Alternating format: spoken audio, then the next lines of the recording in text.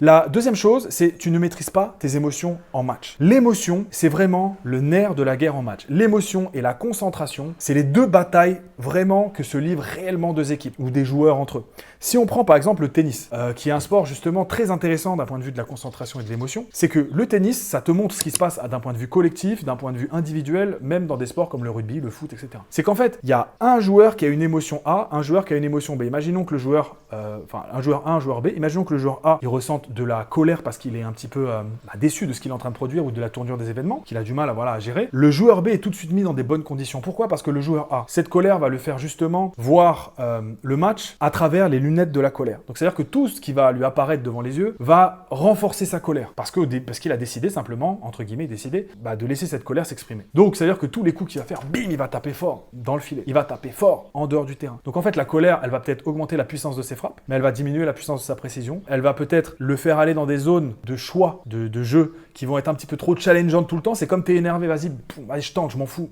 Sauf qu'en fait, il y a des moments où il faut effectivement être beaucoup plus subtil, beaucoup plus stratège, et la colère te fait déconnecter de ça. Donc en fait, si l'adversaire, donc le joueur B, sait exploiter la colère du joueur A, il va l'enfoncer. Il va que lui mettre des balles dans des endroits, des points faibles. À ce moment-là, pour gérer ce point faible, ça demande une concentration, ça demande un certain relâchement qui n'est pas accessible à cause de la colère, et voilà. Et il suffit que le joueur A se mette à gérer sa colère, se mette à se remettre dans le match. Le joueur B qui s'était mis un peu dans un confort parce qu'il se disait « Ah, je sais où appuyer si ça fait mal, ou ça va faire mal si j'appuie là, je sais où appuyer. » Et du coup, le joueur A, à un moment donné, rééquilibre les débats, ce qui peut perturber le joueur B. Et en fait, c'est comme si l'émotion, la concentration, mais surtout la maîtrise émotionnelle dans un match, c'est comme si c'était le dénominateur réel de où se situe le temps fort. Est-ce que le temps fort, il est chez le joueur A ou le joueur B? Est-ce que le temps fort, il est chez l'équipe A ou l'équipe B? Et c'est beaucoup une question de gestion émotionnelle. Une équipe de foot qui prend un but, elle peut très bien se dire, les gars, il n'y a rien, maintenant on y va. Ou elle peut très bien se sentir abattue parce qu'en fait, elle n'a peut-être pas confiance dans sa capacité à gérer le score. Et du coup, entre guillemets, une tristesse envahit l'équipe, une perte d'espoir, etc. Et l'équipe B, à ce moment-là,